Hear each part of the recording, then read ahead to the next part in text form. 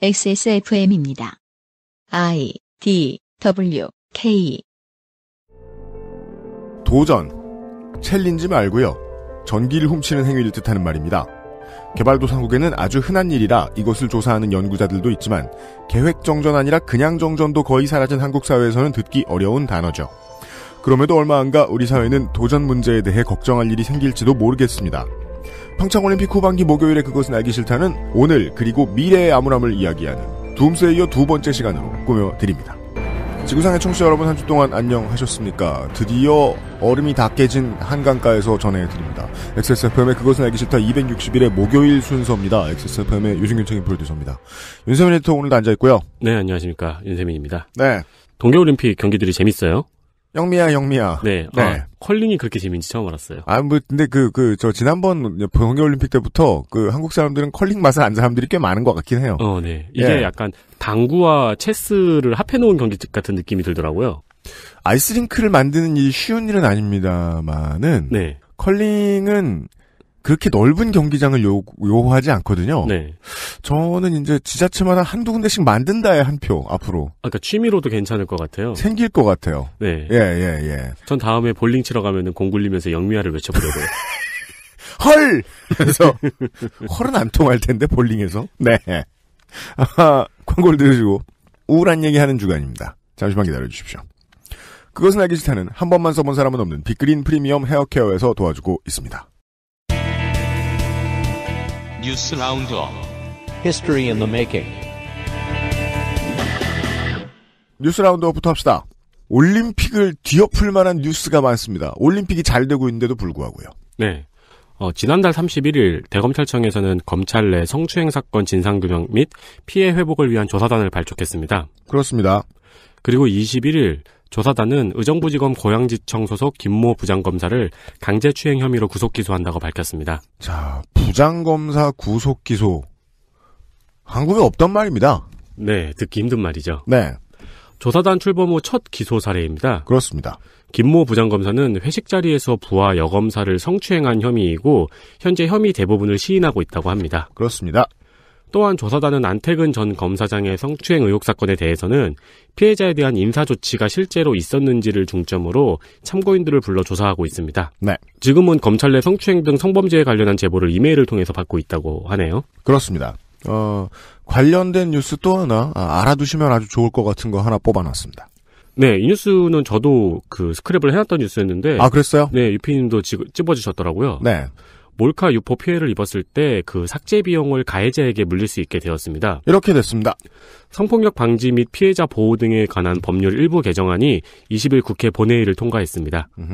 개정안의 내용은 불법 촬영물 피해자에게 국가가 촬영물 삭제를 지원하고 이때 발생하는 비용에 대해서 가해자에게 구상권을 행사할 수 있도록 했습니다. 네, 가해자에게 구상권을 행사할 수 있도록 했다. 즉 가해자가 어떤 처벌을 받든 간에 이건 다 물어줘야 된다는 겁니다. 그리고 훌륭한 게 저는 국가가 일단 먼저 비용을 지원한다는 점도 그렇습니다. 네, 좋은 것 같습니다. 네, 추후에 추심한다는 거죠.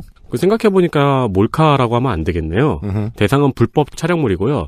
상호 동의 하에 찍힌 영상물이라고 해도 무단으로 투고하거나 유포하면은 역시 불법입니다. 그렇습니다.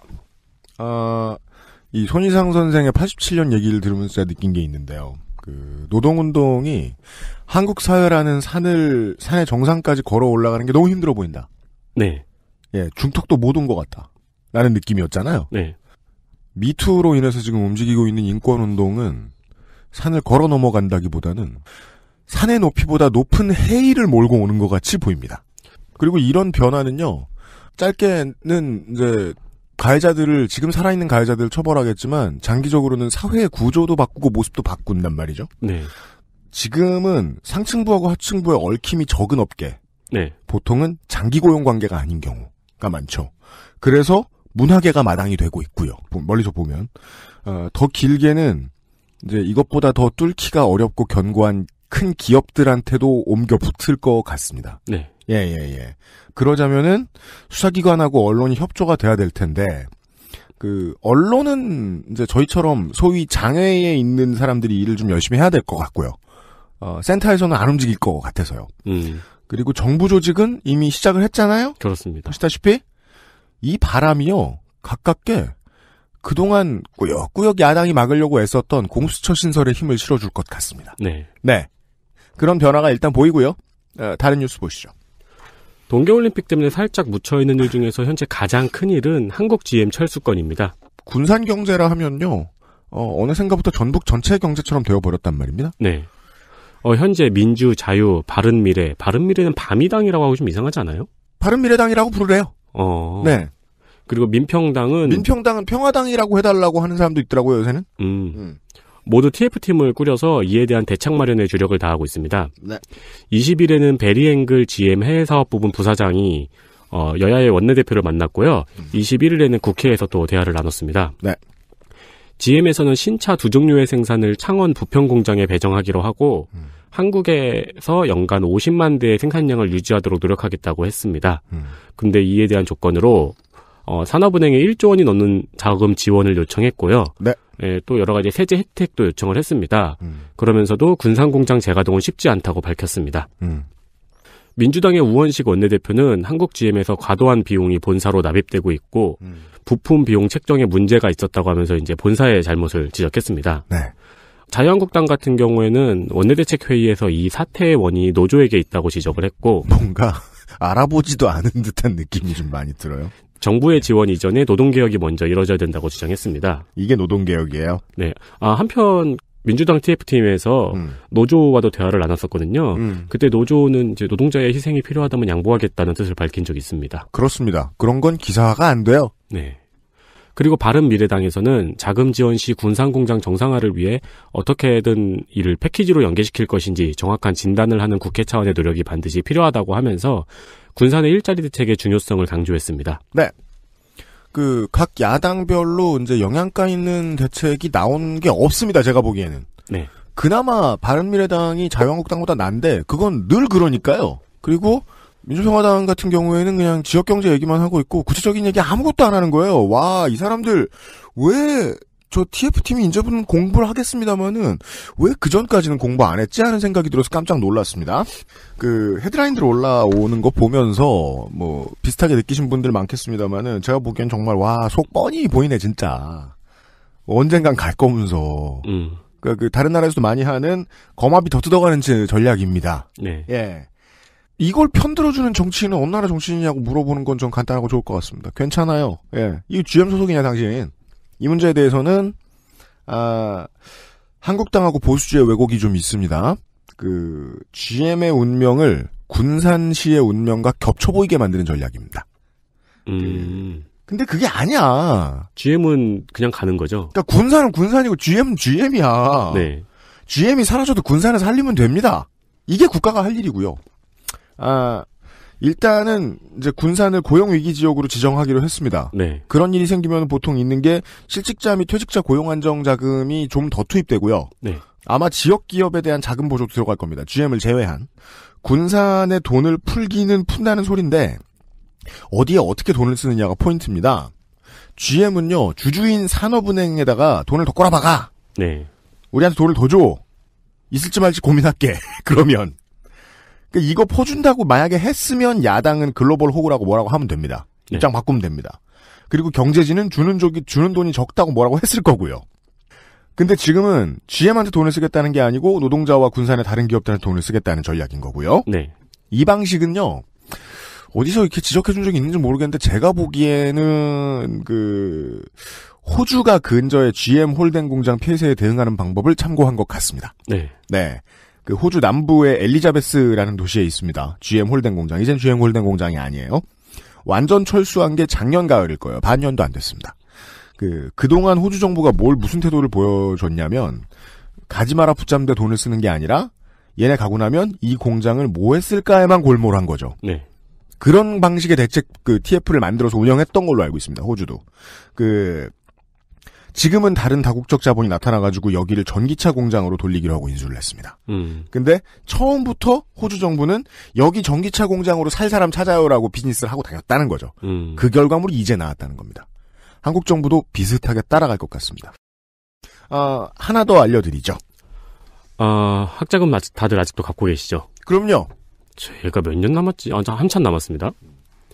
취업 후 상환 학자금 대출은 취업 후에 연 2,013만 원 이상의 소득이 생기면 상환하는 제도입니다. 네. 그러니까 이 정도 수준의 소득이 아니면은 상환을 안 합니다. 네. 네.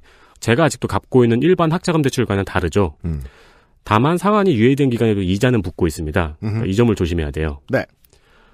게다가 소득이 있을 경우에는 급여에서 원천 공제되는 방식입니다. 저는 이 방식이 아닌데 이렇게 걸려 계신 분들도 많은 것 같더라고요. 네.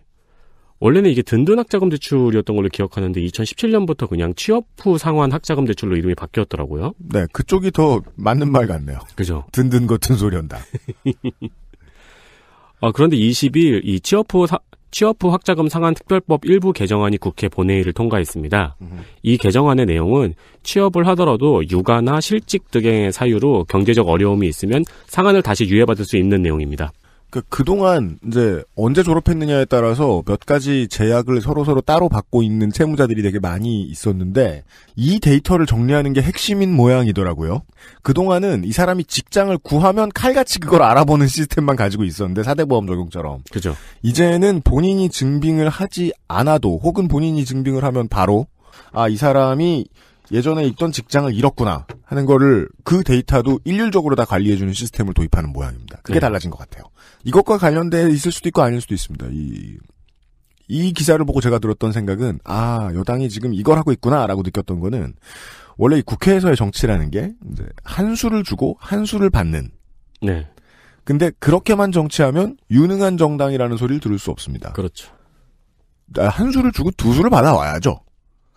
이 법하고 같이 올라갔던 법이 있었어요. 제가 더 눈여겨봤던 거는 사립학교 개정안이었습니다. 사립학교법 개정안이었습니다. 네. 이게 이제 이번에 골자는 뭐냐면 비리 문제로 만약에 폐교가 결정됐다. 이런 학교가 있으면 폐교되면서 정산이 되는 부동산하고 돈이 따로 있을 거 아닙니까? 네. 그게 다시 재단으로 돌아간다는 거. 그걸 막으려고 했던 법안이었어요. 여당이 내놨던 법이었습니다. 이 법은 그래서 이제 비리사학의 재단으로 재산이 못 들어가게 하는 그게 골자고 한국당은 당연히 이 법을 결사옹위해야 되는 입장입니다. 네. 노무현 정권 때 촛불 들고 서 있던 이명박 박근혜를 떠올려 보시면은요. 그렇죠. 한국당 측에서는 항상 가장 격렬하게 반대했던 15년 전만 해도 이게 제일 큰 문제였습니다. 네. 근데 지금은 조용조용히 하고 있어요, 되게. 여당은 여기서 힌트를 얻었거나 그렇지 않다면 얻어야 된다는 거죠. 교육 관련해서 개혁하고 싶은 게 있을 때 계속해서 지금 이번에 한 것처럼 이번에 알고서 이렇게 한 것 같아요. 사립학교법을 같이 들고 나서 협상 테이블에 올리는 겁니다. 그러면 사립학교법은 그냥 두고 원하는 다른 건 얻을 수 있다는 거죠.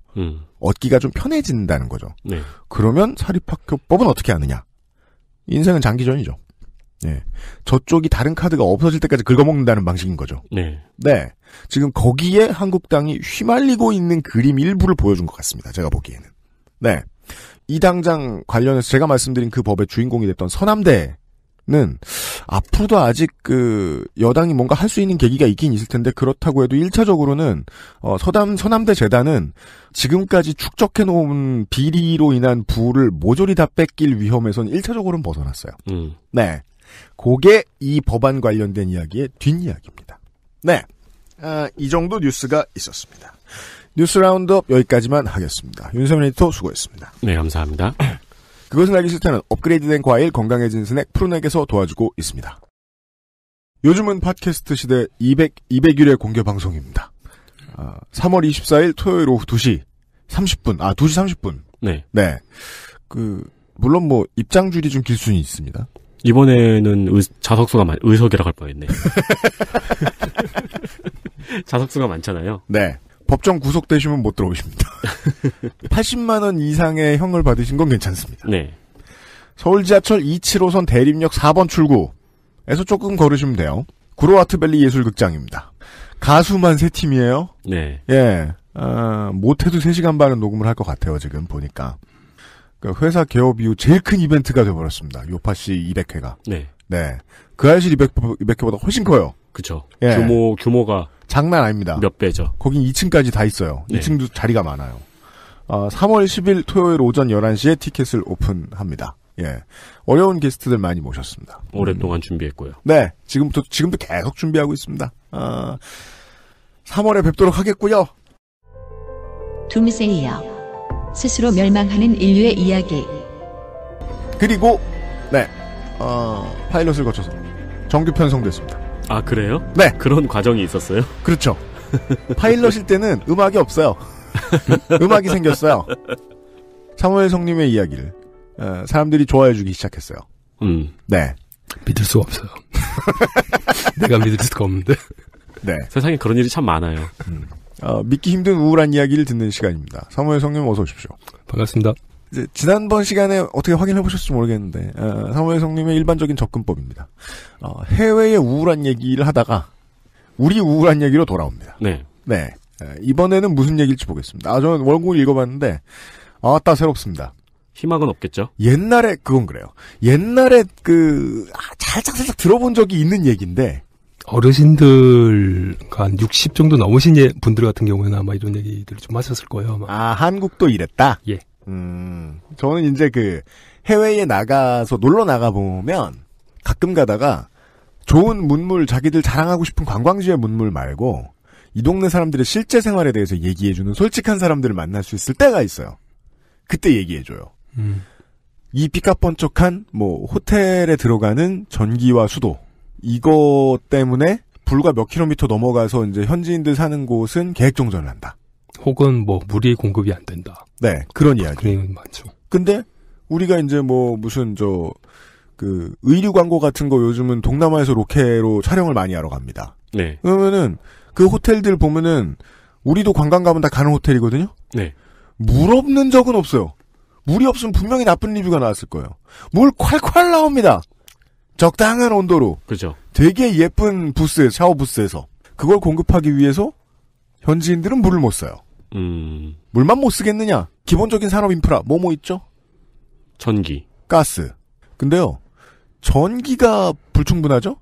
가스 얄짤없습니다. 그죠. 안 나옵니다. 예. 이런 이야기들부터 좀 들어보겠습니다. 비자 신청할 때 할아버지 함자, 비자 신청자의 가방끈의 길이, 결혼 유무 등의 상세한 개인정보를 내놔야 비자가 발급되는 나라가 있습니다. 옛날에 한국도 그러지 않았나요? 한국 가방끈 길이 보고 여권 신청할 때 그랬죠, 옛날에. 네. 아주 옛날에. 한편에서는 자아자판기가 있다고 알려진 나라입니다. 자판기. 자아요? 예. 에고요? 에고 자판기가 있어서 거기 가서 눈이 맑은 사람들은 거기 가면 자아를 찾을 수 있대. 그거 진짜 짱이네요. 우리가 맨날 그걸 찾고 있는데. 아니 그거 찾느라고 쓰는 돈이 얼만데. 가면 자판기가 있어요. 오 짱이네요. 힌두어만 배우면 힌두어 안 배워도 예. 눈이 맑으면 된대요. 예. 점나 강에 들어가면 네. 인도 얘기입니다. 네.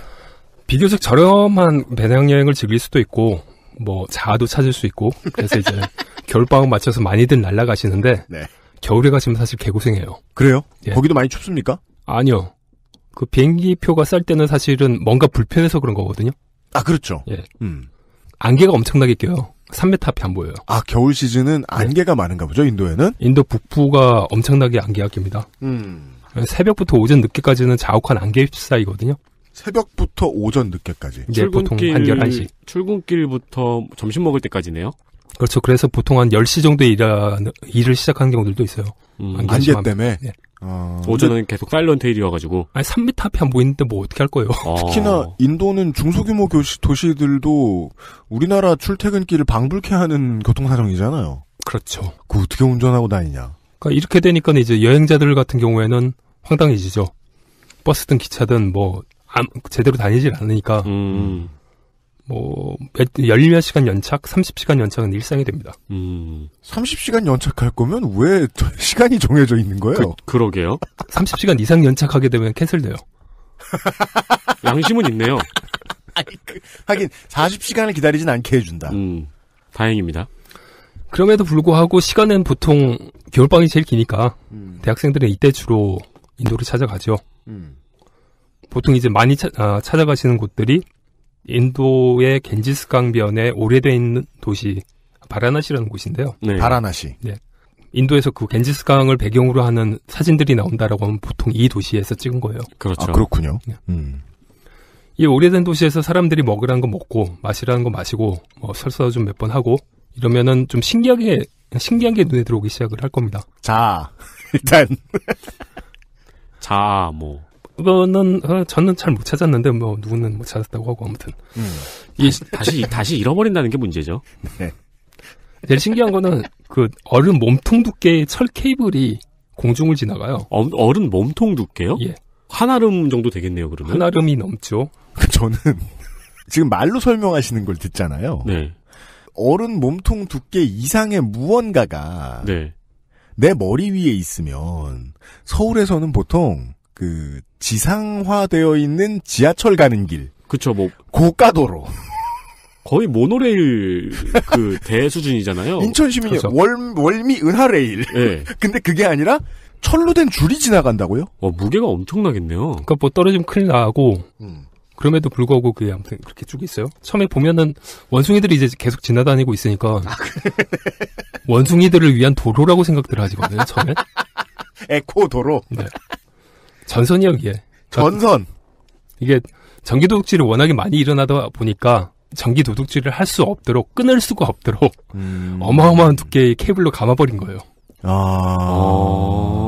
그러면은 실제로 전기를 옮기는 케이블은 굵지 않은데 그거를 싸고 있는 게 굵은 거예요? 그게 이제 강철 케이블로 이제 쭉 묶여가지고 있어서 끊을 수가 없게 만들어놨죠. 그러니까 뭐 고무 피복이 있다면 그건 아주 바깥에 얇은. 고무 피복이 들어가 있는 전선들은 안에 들어가 있고 철제로 감아버린 거예요, 케이블을.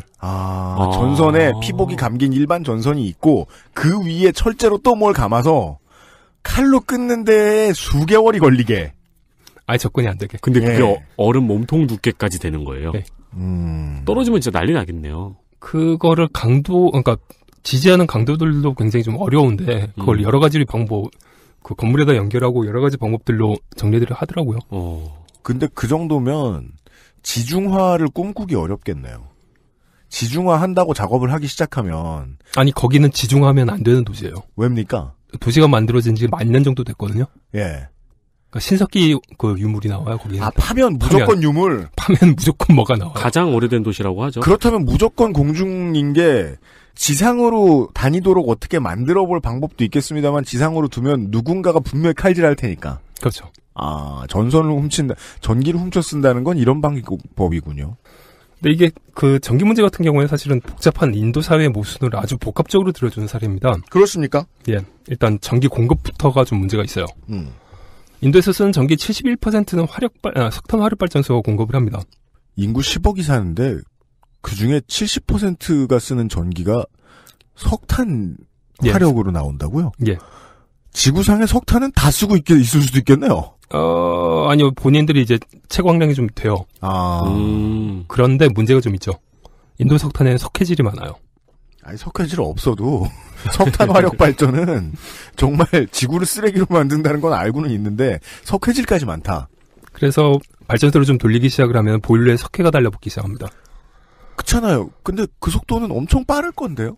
그래서 금방 종유석 동굴처럼 될 텐데요? 그래서 요율이 굉장히 떨어져서 보일러를 끄고 그걸 갖다 끄집어낸 다음에 청소를 한 다음에 그 다음에 다시 이제 가동을 해요. 엄청난 작업이겠네요. 그러니까 주기적으로 그 시멘트처럼 열로 인해서 딱딱 달라붙은 그걸 벗겨내고 다시 발전소를 돌린다. 보일러가 한꺼번에 금방 꺼지질 않거든요. 그렇겠죠. 천천히 꺼야 되거든요. 그럼 바로 들어가 작업하는 것도 아니고. 그렇죠. 그러니까 실제로 가동 기일은 한 270일 정도밖에 안 돼요.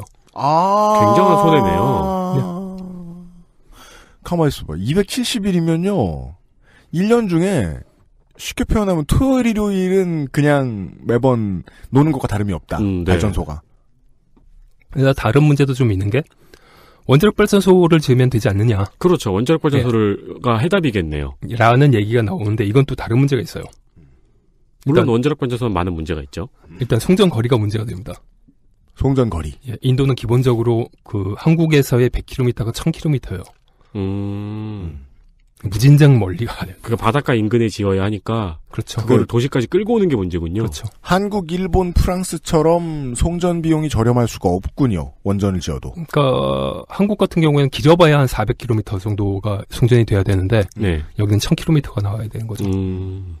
한국도 통일이 되면 똑같이 원전을 지어도 전기 사용 비용이 좀 올라갈 수밖에 없다는 분석은 봤습니다. 멀어지니까. 아무래도. 네. 그렇죠.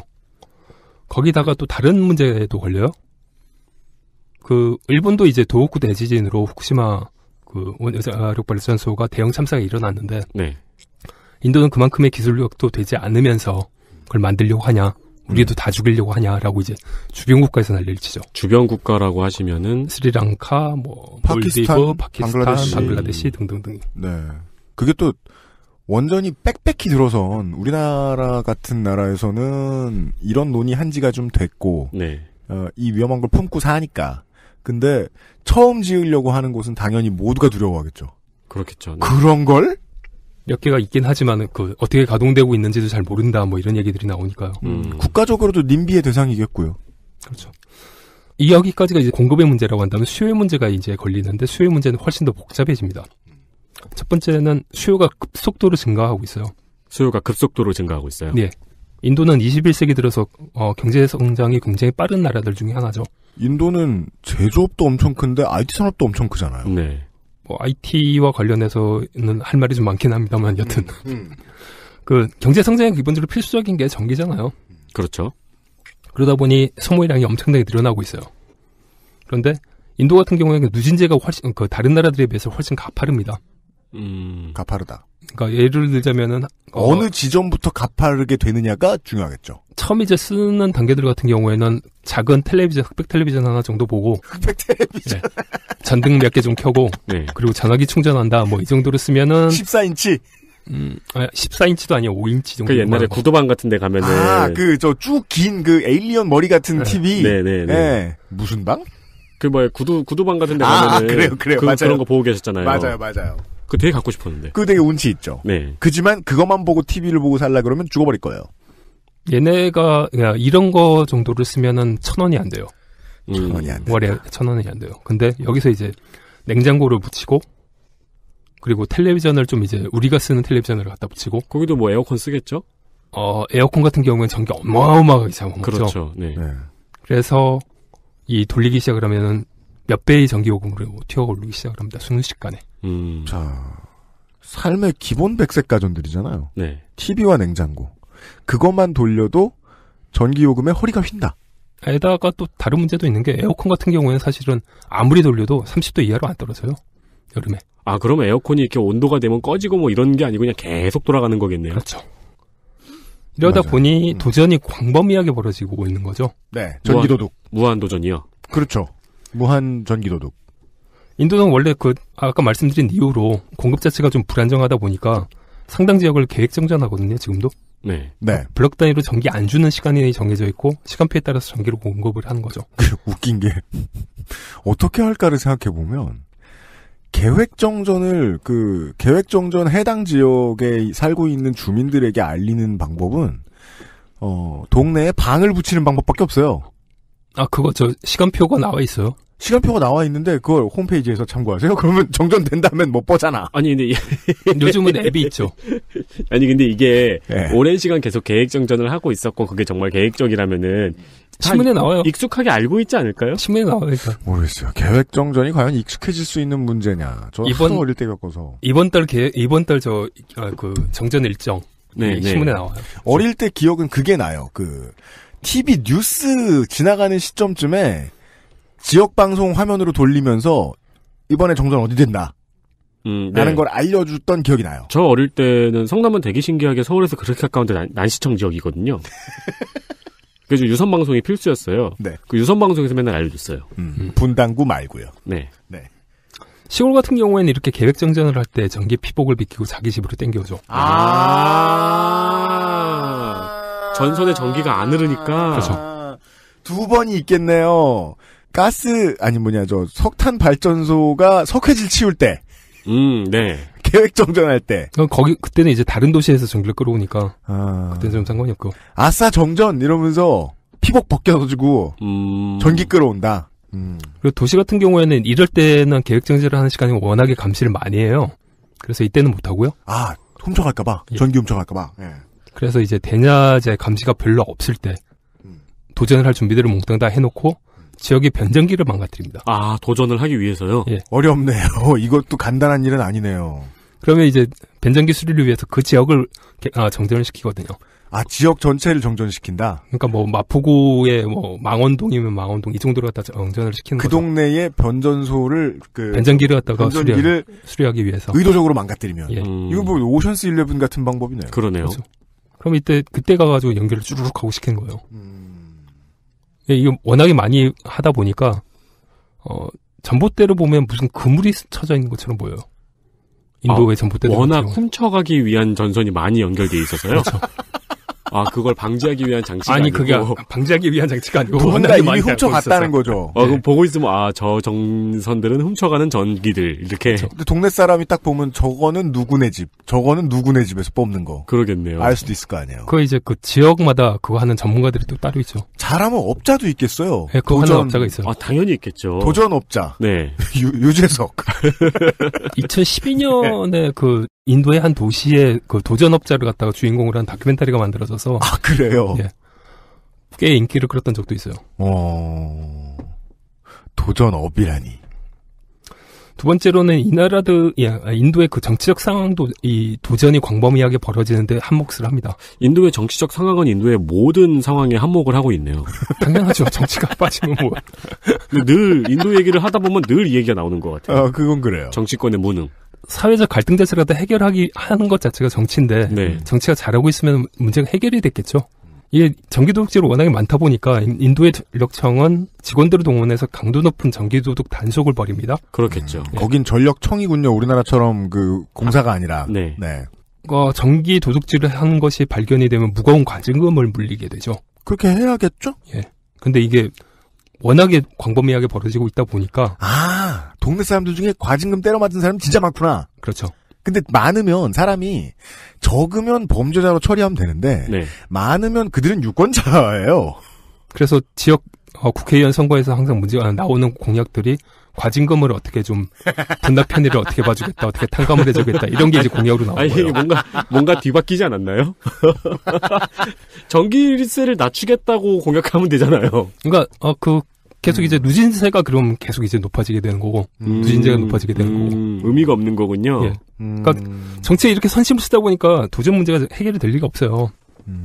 그리고 서민들이 도전을 대수롭지 않게 생각하는 다른 이유도 있어요. 그게 문제네. 왜냐면 가진금을 경감하는 걸 공약으로 내걸면은 그렇다면 우리는 전기를 더더욱 쓰기 어려워지겠군이라고 생각할 수 있잖아요. 게다가 과징금을 경감해주겠다는 공약은 보통 계산 없이 나오기 때문에 덤탱이는 국가가 다 쓸 거라는 거죠. 그렇죠. 과징금을 충분히 받아야 이걸 다시 떼올 수 있는데 그러면 결국 모든 문제는 정부가 다시 그 부담을 떠안게 되는. 원래 전기는 훔쳐서 쓰는 거 정도로 생각을 하나 보네요.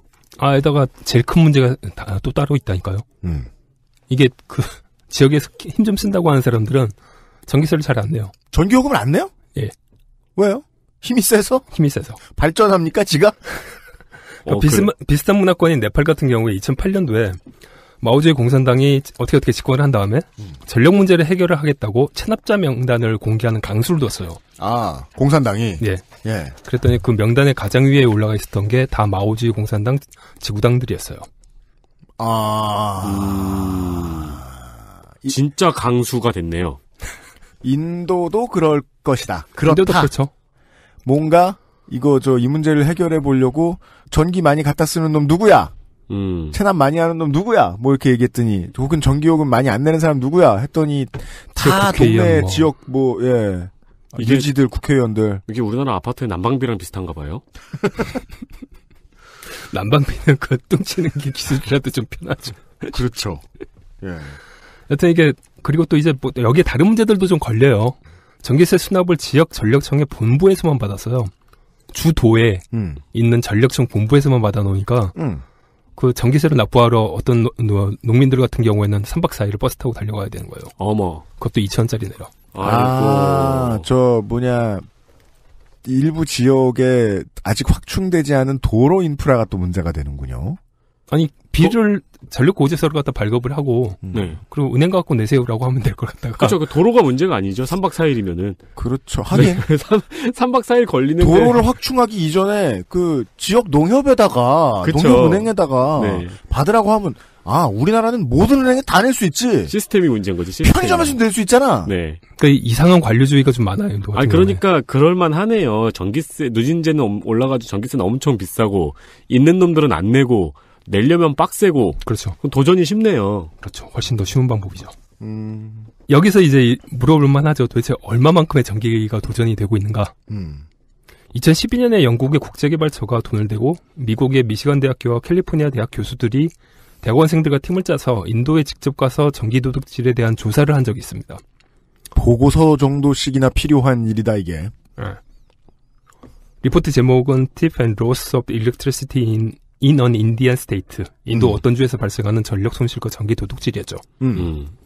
이 보고서에 따르면 일반적인 국가가 전력 송전을 하는 과정에서 발생되는 손실은 한 1%에서 2% 정도인데 그것은 이제 뭐 송전소의 뭐 높이 문제, 뭐 이런 기술적인 문제들이라고 하죠 보통. 일부 노후 시설, 뭐 교체가 지금 대기 중인. 어찌됐건 간 에너지가 전달되는데 100%가 그대로 전달되지는 않으니까요. 그렇죠.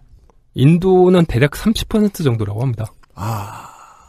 이 모든 사람들이 들러붙는 모습이 미니맵처럼 펼쳐집니다. 그러게요.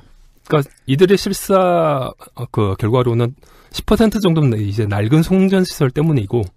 송전 시설도 장난 아니게 나갔다. 그리고 이 낡은 송전 시설에다가 도전이 워낙에 광범위하게 이루어지다 보니까는 30% 정도가 된다는 거죠. 그러니까 도전원 전체 발전량의 5분의 1 정도가 도전이 되고 있다고 보면 되는 거죠.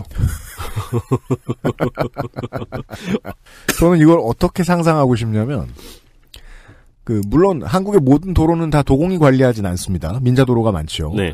매우 중요한 중추잖아요, 이것도. 도로도. 네. 도로에 만약에 5분의 1이 노후에서 관리가 안 된다.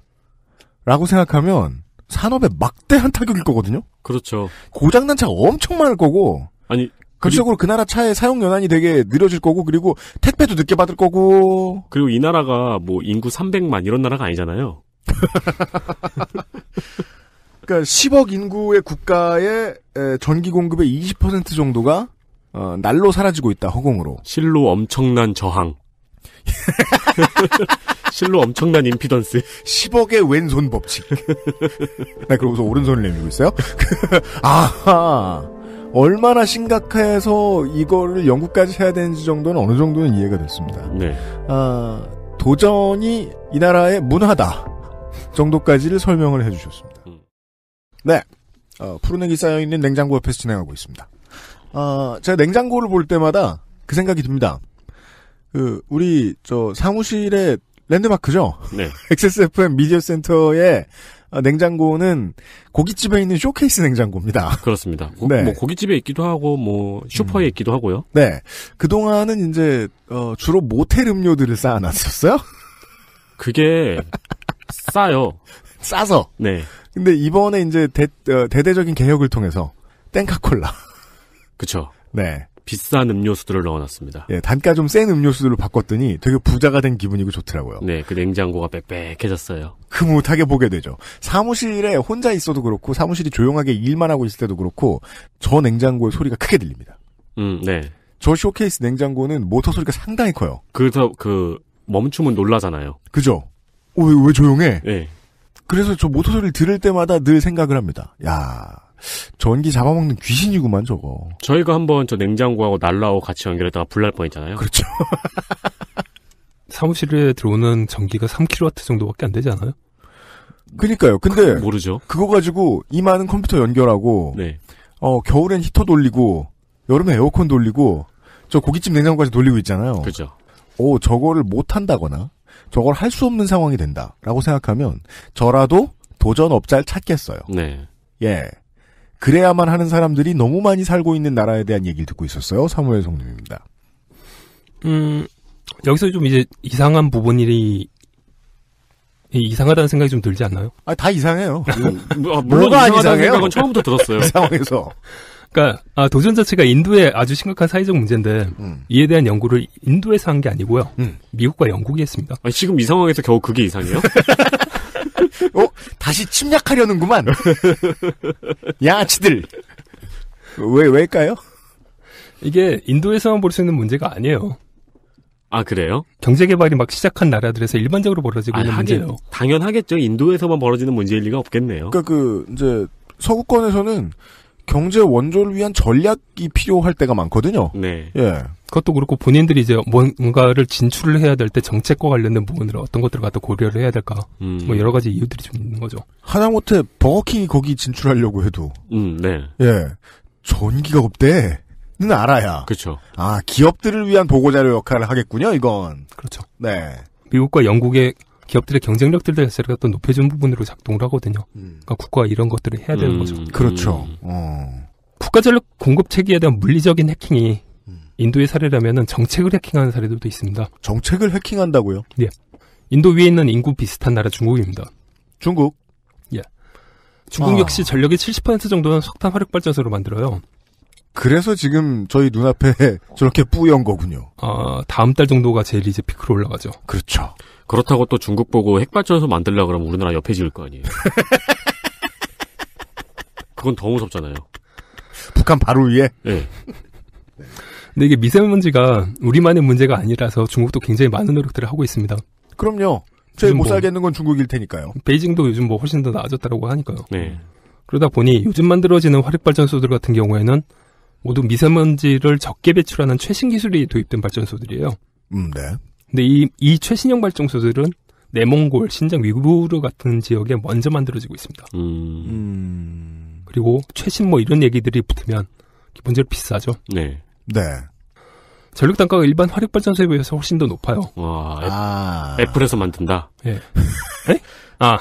건설 단가가 비싸진다. 네. 그리고 또, 내몽골 신장 위구르 지역을 집어서 말씀을 해주셨는데, 기업들이 여기까지 가야 되잖아요, 또.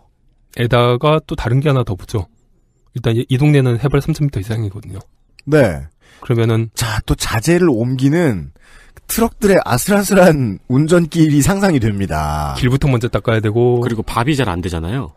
밥이 안 되는 게 문제가 아니라 이제 인부들이 고지 적응 훈련을 하고 올라가야 되는 거죠. 밥은 해서 올라가도 돼. 밥이 설익잖아요. 굳이. 햇반 같은 거 갖다 주면 되죠. 굳이 기압 센 데서 밥하고 있지 않아도 되는데. 처음에 자재 올려보내는 도로 닦는 일부터 해서 다 비용이네요. 그렇죠. 네. 그러니까 당연히 훨씬 더 비싸지겠죠. 훨씬 비싸겠네요. 예. 전기세가 훨씬 더 비싸야 될 텐데, 이 지역은 전기세가 거꾸로 싸요. 왜요?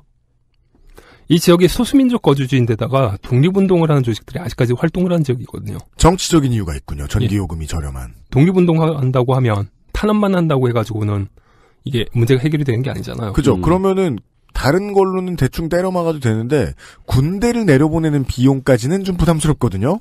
아니 뭐 때려잡아도 뭔가를 갖다가 그 당근은 적당히 던져줘야지. 그러니까 당연한 얘기네요. 인프라가 되는군요. 네. 게다가 이 소수민족 승질나게 해서 군대를 내려보낸다. 중국은 이제 그거 부담스러워서 못합니다. 네. 국제사회에서 보는 돈이 너무 많으니까. 그리고 너무 많이 해서요. 네. 그 기본적으로 전기는 어느 나라든 전기 요금 체계 자체가 단일한 경우는 없어요. 네. 그러니까 대체로 농촌은 저가에 집어넣고 한국도 여러 가지 단계를 가지고 있죠. 도시는 높은 가격에 공급을 하죠. 그리고 뭐 우리 같은 경우에는 공장에 훨씬 더 싼 값에 전기들을 갖다 집어넣잖아요. 그리고 농업용이 제일 싸고. 네. 예, 우리나라도. 그러니까 이게 산업용 전기를 싸게 주는 이유는 사실은 그 한국 경제에서 수출이 차지하는 비중이 워낙에 높다 보니까 일종의 정책 보조금 형태들인 거죠. 국가 입장에선 전기 많이 쓰는 회사가 고용을 많이 하고 또 기업 운영을 잘해서 돈 많이 벌어가지고 법인세 많이 내면 네. 그러면은 전체적으로 이득이 되니까 네. 전체적으로 그렇게 하는 거죠. 사실상 세제 혜택 같은 겁니다. 네. 중국도 이제 부자인 지역과 가난한 지역, 국가의 주류 구성원과 문화적, 인종적 차이가 있는 사람들이 하나의 국가 틀로 있다 보니까 삐그덕거리는 부분들이 많은 거거든요. 그래서 소수민족에 대해서 뭔가 우대 정책들을 갖다 펼치고 있는 거죠. 근데 요즘 아주 핫한 암호화폐 채굴장의 75%가 전 세계 채굴장의 75%가 이 지역에 있었다고 합니다. 어느 지역이요? 내몽골, 신장 위구르, 티베트. 이건 되게 유명한 얘기죠. 몽골 근처로 가면 요즘은 국경지대에 공장 같은 거 있으면 다 채굴하고 있다. 전 세계 그래픽카드의 75%가 거기 있다. 그렇죠. 그러니까 대만에서 바로 내몽골로 내보낼 수도 있어요. 예. 실제로 그렇겠네요. 네. 네. 블룸버그 신에너지 금융연구소는 2016년 비트코인 채굴에 소모된 전력량이 25.5 테라와트시라고 분석을 했는데 20.5. 예. 네. 중국 업체들이 2016년에 사용한 전력량만 15.4TWh에 해당한다고 밝혔어요. 딱 75%. 예. 이 정도면은 약 한 인구 1,700만 명 정도인 국가가 쓰는 전기예요. 오로지 비트코인 채굴 하나의 목적으로만. 비트코인만 채굴한 거는 아니겠죠. 뭐 다른 암호화폐들도 여러 가지가 있으니까. 그렇죠. 그러니까 알트코인도 채굴을 했겠죠. 네. 중국은 워낙에 크니까 전기 소모도 커요. 작년 발전량이 6,000TWh인가 그렇습니다.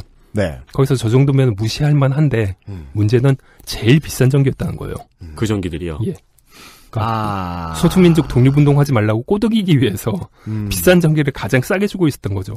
그런 일부러 전기세가 싼 지역에 들어가서 채굴장을 차린 거군요. 그렇죠. 그럼 채굴장을 차린 입장에서는 정치적인 이유로 저쪽에 전기가 싸대. 절로 가자라고 했던 거다. 우리나라에서도 채굴장이 산업용 전기세를 내고 있던 게 문제가 됐었잖아요. 네, 그런 뉴스들이 있었거든요. 예. 이것이 사무엘님이 말씀하신 정책적 해킹이군요.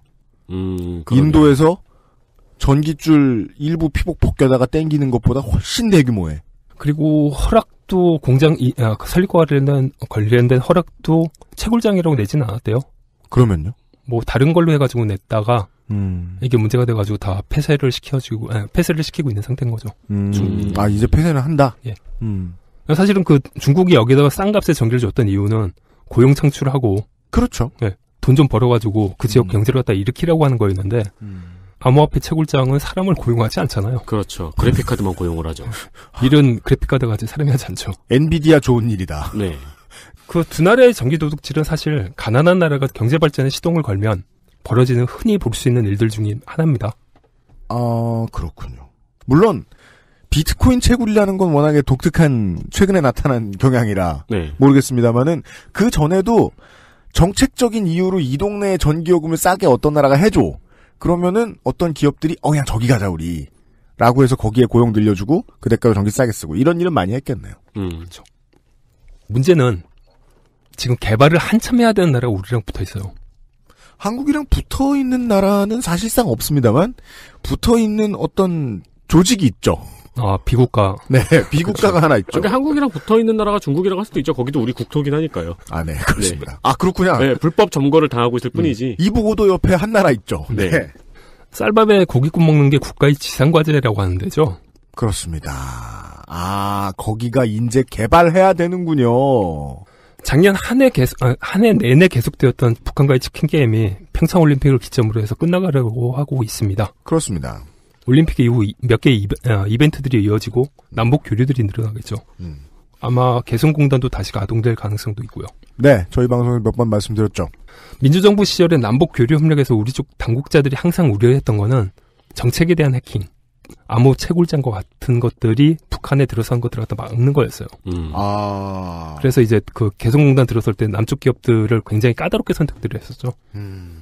북이 원하고 있는 거는 사실은 조금 더 나아간 경제 협력이죠. 왜냐하면 다 차단되어 있으니까. 근데 이 본격적으로 경제 협력에 들어가게 된다면은 사회 기반 시설 자체를 갖다가 다 제공을 해야 됩니다, 우리가. 네. 지금까지 이제 그 개성공단만 통해서 경제 협력을 해왔던 거는 이 본격적인 사회 기반 시설을 제공하기 이전의 관계를 만들어 놓기 위함이었잖아요. 그냥 정해진 좁은 테스트베드를 갖다 놓고 여기에서 오버하거나 저쪽에 응당 주어져야 할 것들을 막 한국에서 하듯이 막 쪽쪽 빨아먹으면서 장사하려고 하는 기업들을 못 들어오게 걸러주고 정말 깨끗한 테스트베드를 만든 거였는데 이걸 오랫동안 굴렸던 이유는 개성 아니라 다른 도시, 다른 지방 어디에 가서도 인프라도 깔고 여기에 산업을 NGO 외국에서 활동하듯이 만들어 줘가면서 산업을 점차 발전시킬 수 있도록 하는 이게 통일 전략이었고요. 네. 이 본격적인 경제 협력이 들어가면 인프라를 우리가 깔아줘야 된다고 말씀드렸잖아요. 네. 도로, 전기 같은 것들이 들어가게 되죠. 근데 이게 어설프게 들어갔을 때 어떻게 되느냐? 인도가 보여주죠. 어설프게 들어가면 무한도전이다. 조선일보의 몇 년 뒤에 10년 뒤에 헤드라인 같은 것이 보입니다. 왜 통일 같은 걸 해가지고는 전기 도둑 말썽. 그러면 밑에 댓글이 쭉 달리겠죠. 전기 도둑 같은 거 하는 북한 놈들하고 무슨 통일을 하냐? 왜 통일을 해가지고는 이렇게 나오겠죠. 그러네요. 대한민국에서 보수라고 자청하시는 분들은 북한과의 관계에 대해서 사실 9호 이상으로 생각하지 않아요. 그렇죠. 구호만 하면 돈이 나오니까요. 네. 뭘 더 고민합니까? 그리고 또 표리부동하기까지 하죠. 지금 뭐 평창올림픽이 아니라 평양올림픽으로 하고 계시는 분들이 나 의원이요. 네. 지난 아시안게임 때 어떠셨어요? 북한 응원하셨잖아요. 열심히 응원했죠. 예. 그리고 논의가 일정 이상의 디테일을 담지 않고 척화파, 주화파 뭐 이런 형태들로 나눠져 있으면 야당 해먹긴 참 쉬워요. 네. 그리고 지금은 이제 야당에 있는 주사파들이 낄 거예요. 저건 남자 얼굴을 하고 있다니 김정은이네 이러면서. 그러니까 그 어느 의원처럼 이제 그 사진 찍는 퍼포먼스 같은 거 하고 뭐 이러면은 네. 하태경 버릇 개 못 준다. 그러면 이제 사실은 거기에 무슨 전문성이나 지혜 같은 거 필요하지 않잖아요. 네. 중요한 포인트네요. 아, 네. 지지자들은 되게 좋아하겠죠. 쉬운 메시지는 전파하기도 쉽죠. 네, 그러니까 전문성 없는데 통일 관련된 이야기를 하고 있으면 결국은 통일을 방해하거나 경제 발전을 저해하는 결과밖에 안 가져온다. 근데 문제는 이게 벌어질 일들 자체를 갖다 우리가 방치하는 결과들이 된다는 거거든요. 앞으로 벌어질 일을. 그렇죠. 그리고 무엇보다 이게 이런 식으로 이제 반응들을 하면 공포 마케팅을 하기 좀 좋습니다. 그럼요. 네. 네. 예를 뭘 들자면 뭘 가져가고. 뭐 통일비용 같은 거. 근데 서독이 통일비용을 어마무시하게 지불했던 거는 네. 서독 회사들이 동독 회사들을 인수한 다음에 폐쇄시키는 바람에 정부가 실업급여들을 많이 지불을 해야 됐던 거가 제일 큰 원인이었어요. 저 옛날에 먼 나라 이웃 나라에서 우리 금지어예요? 네. 가까운 나라 남의 나라에서 네. 그 서독 사람들이 동독 사람들한테 엄청 모질게 대했다는 뭐 그런 컷을 본 기억이 있는데. 네. 그게 사실은 동독에서 멀쩡하게 굴러가고 있던 공장들을 네. 그 비슷한 경쟁업체를 갖다 키우게 된다고 생각들을 하니까 뭐 유리 제조 공장이라고 하면 서독의 유리 제조 공장에 가서 인수를 한 다음에 폐쇄를 시켜버렸죠. 그러니까 일반적으로 이제 뭐 경영에 대해서 그렇게 긴 관심이 없으면 인수합병하면 회사를 키운 다음에 생산량을 2배로 늘리는 줄 아는데 보통 인수합병하면 상대를 인수합병해서 없앱니다. 그렇죠. 자, 문제는 이런 형태들로 얘기를 하다 보니까 통일비용의 구체적인 얘기들 같은 경우는 해본 적이 없어요. 이 주제네요, 이게. 오늘의. 우리는 통일비용을 연구를 시작도 안 했다.